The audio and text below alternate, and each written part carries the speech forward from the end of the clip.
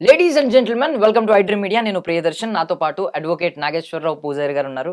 మాట్లాడదాం. సార్ నమస్తే, బాగున్నారా సార్? బాగున్నాడు సార్, ఓవర్ ద డికేట్స్ చూసుకుంటే మీరు చెప్పండి, అసలు డివోర్స్ కేసెస్ పెరిగినాయా తగ్గినాయా? డైవర్స్ కేసెస్ పెరిగినాయి, అది అందరికి తెలిసిన సత్యమే కదా. అసలు ఎందుకు సార్? అంటే రీజన్ ఏంటి ఉంటే లాస్ పెరగడం వల్ల, లేదు అందరికీ అవగాహన రావడం వల్ల, లేదంటే డివోర్స్ త్వరగా రావడం వల్ల? నువ్వు చెప్పిన మూడు కారణాలు ఏవి కావు. డైవర్స్ పెరగడానికి ప్రధాన కారణం ఏంటంటే కుటుంబ వ్యవస్థ చిన్న భిన్నం అయిపోవటం, మైగ్రేషన్ పెరగటం, చిన్న ఫ్యామిలీలు న్యూక్లియర్ ఫ్యామిలీస్ ఏర్పడడం అనేది ప్రధాన కారణం ఎప్పుడైనా కూడా. ఎందుకు అంటే ఇప్పుడున్న యువతరానికి చెప్పేవాళ్ళు లేరు.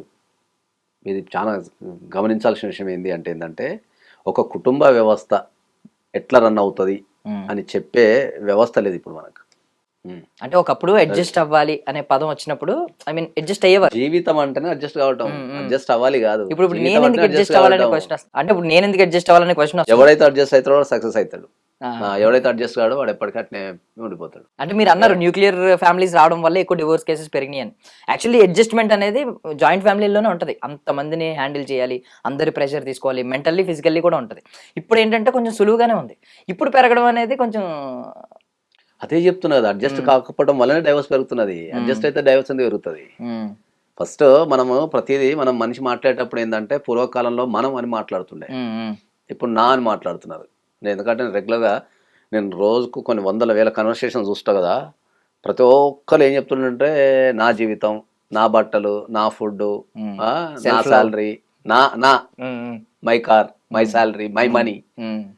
అవును, ఓకే, ఇవి మై అని వాడుతున్నారు. అది కాదు వాడాల్సింది. కుటుంబం ఇప్పుడు మై అనే పదం వచ్చినప్పుడు నువ్వు ఒక్కనైతే రాలేదు కదా, నీతో పాటు కుటుంబ సభ్యులు ఉంటారు, అందరు ఉంటారు. కాబట్టి ఆ మై నా అనేది తీసేస్తే అప్పుడు నీకు కుటుంబం కనిపిస్తుంది. నువ్వు ఎప్పుడైతే నా అంటావో లేకపోతే మై అంటావో ఇంకా నీకు కుటుంబం కనిపిస్తుంది. నువ్వు మాట్లాడే విధానాన్ని మార్చగలిగిన రోజు, మనది అని నువ్వు మాట్లాడగలిగిన రోజు, నువ్వు మాట్లాడే ప్రతి మాటకు ముందు మనది మనది మనది అని చెప్పి 10 సార్లు అంటే మన కుటుంబం అంతా మంది అయిపోతుంది. కుటుంబంలో ఉన్న సభ్యులు కూడా వాళ్ళు కన్వర్సేషన్స్ ఎట్లుంటాయి అంటే నా శాలరీ కదా అని మాట్లాడుతారు. నీ శాలరీ అడిగి నువ్వు అంత శాలరీ సంపాదించడానికి నీ కుటుంబం సహకారాలు ఉంటే నువ్వు అంత శాలరీ సంపాదించగలుగుతావు. అది తల్లిదండ్రులు కావచ్చు, భార్య కావచ్చు, పిల్లలు కావచ్చు, ఎవరైనా కావచ్చు. సో అప్పుడు మై అనే పదం ఎక్కడి నుంచి వస్తుంది? రాదు కదా. కాబట్టి అందరు నేర్చుకోవాల్సింది ఏంటంటే కుటుంబ వ్యవస్థని ఫస్ట్ కాపాడాలి అని చెప్తున్నాను అందరికీ. ఎప్పుడైతే నువ్వు కుటుంబ వ్యవస్థని నువ్వు కాపాడగలుగుతావో, ఫస్ట్ నీ కుటుంబాన్ని నువ్వు కాపాడగలుగుతావో, ఫస్ట్ నీ కుటుంబాన్ని నువ్వు సరిదిద్దుకోగలుగుతావో, అప్పుడు నువ్వు సమాజాన్ని కాపాడగలుగుతావు, సమాజంలోకి మంచి పేరు వస్తుంది. మన కుటుంబంలోనే వందల సమస్యలు ఉండి మన కుటుంబంలోనే పడకపోతే, మనకు తెలిసిన వ్యక్తులతోనే పడకపోతే, మనం కలిసి జీవించే వ్యక్తులతోనే మనకు పడకపోతే, మనకు కలిసి జీవించే వ్యక్తులతోనే మనకు అడ్జస్ట్ కాకపోతే ఇంకా నువ్వు బయట వాళ్ళతోనే అడ్జస్ట్ అవుతావు. That's the point. So divorce పెరగడానికి ప్రధాన కారణం ఒక సింగిల్ వర్డ్లో చెప్పాలి అంటే ఏంటంటే ఇండివిజువాలిటీ. అంటే ఇప్పుడు సెల్ఫ్ రెస్పెక్ట్, సెల్ఫ్ లవ్ అనే పదాలు వాడుతున్నారు కానీ కొంచెం సెల్ఫిష్గా ఉంటున్నారు ఎవరికి వాళ్ళు, నిజం చెప్పాలంటే. అంతే అంటారు మీరు అనేది? అంతే కదా, నేను అదే చెప్తున్నా. నువ్వు కుటుంబం గురించి ఎప్పుడైతే ఆలోచిస్తావో అప్పుడే అవుతుంది నీకు. ఇప్పుడు మన వాళ్ళంతా ఏం మాట్లాడతారు జనరల్గా, ఇప్పుడున్న యూత్ పెళ్లికి వ్యతిరేకంగా తిరుగుతున్నది. ఆడవాళ్ళు మగవాళ్ళు. ఎందుకు? ఫ్రీడమ్ పోతున్నది అనేది ఒక కొత్త కాన్సెప్ట్ తీసినారు. ఫ్రీడమ్ పోతున్నది అనేది ఒక కొత్త కాన్సెప్ట్ తీసింది. పెళ్ళి అనేది ఇవాళ వచ్చిన వ్యవస్థ ఏం కాదు. పెళ్ళి అనేది ఇవాళ వచ్చిన వ్యవస్థ ఏం కాదు. మనిషి పుట్టినప్పటి నుంచి ఈ పెళ్ళి అనే వ్యవస్థ ఉన్నది. పెళ్ళి అనేది ఒక నీ కాన్సెప్టో నా కాన్సెప్టో కాదు, ప్రపంచంలో అందరి కాన్సెప్ట్. నువ్వు ఎంత డెవలప్డ్ కంట్రీ పోయినా, ఎంత అన్డెవలప్డ్ కంట్రీకి పోయినా, ఎటువంటి కల్చర్ తీసుకున్నా ఈ భూప్రపంచంలో ఒక ఆడ ఒక మగ మధ్యలో రిలేషన్షిప్ ఏర్పరిచేదే పెళ్ళి.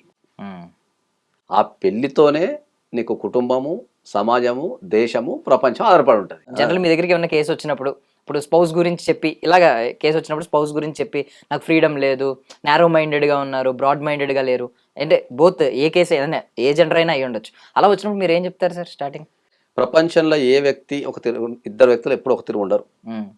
ప్రపంచంలో ఏ ఇద్దరు వ్యక్తులు ఒక తిరుగు ఉండరు. వాళ్ళ అలవాట్లు కానీ, వాళ్ళ హ్యాబిట్స్ కానీ, థింకింగ్ కానీ ఎవరి అయినా సరే ఒకరితో కుదరవు. ఒక 10%, 20%, 30% సిమిలారిటీస్ ఉంటాయి. అట్లాంటి సిమిలారిటీస్ ఉన్న వ్యక్తులతోనే మనం స్నేహం చేయటమో లేకపోతే కలిసి తిరగటమో, వాళ్ళతోని అరే మనది అనుకొని తిరుగుతున్నాం అంతే.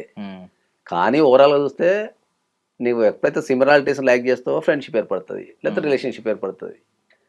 కానీ ప్రపంచంలో ఏ వ్యక్తి లేనప్పుడు వాళ్ళ ఇండివిజువాలిటీకి వాల్యూ ఇస్తూ వాళ్ళతో మన రిలేషన్షిప్ మెయింటైన్ చేయడం అనేది గొప్ప విషయం.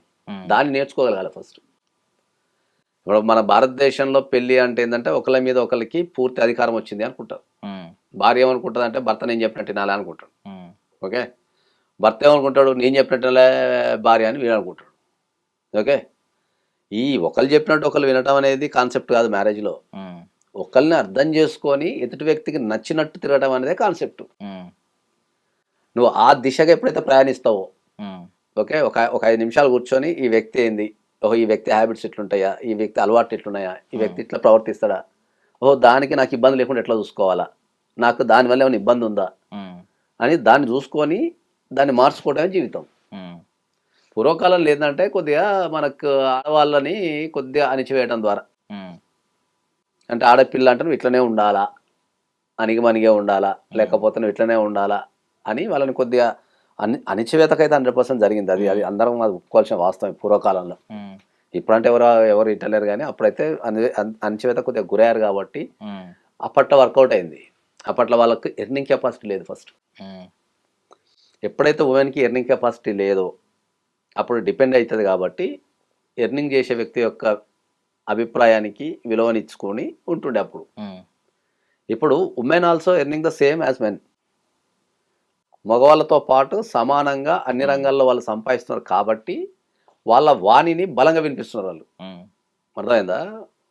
దానివల్ల ఇప్పుడు వచ్చే సమస్య అది. సో బేసికల్ ఇప్పుడు నాలాంటి వాళ్ళు ఉన్నారు చాలా మంది. నేను ఇంకా చేసుకోలేదండి.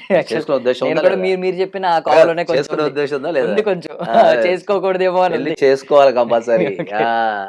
మీరు అందరు ఏమనుకుంటారు, మీ యూత్ అంతా ఏమనుకుంటారు అంటే మేము పెళ్లి చేసుకోవడం లేదని అనుకుంటున్నారు. కానీ పెళ్లి చేసుకుంటేనే బాధ్యత తెలుస్తుంది. ఒకని కానీ వాని ముడ్డి అడిగితే జీవితం తెలుస్తుంది.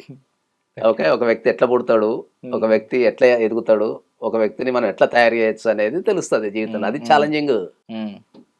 నువ్వు పెళ్లి చేసుకొని పిల్లలను కానీ వాళ్ళని వృద్ధిలో తెస్తావు చూడు, అది ఛాలెంజింగ్ లైఫ్కి.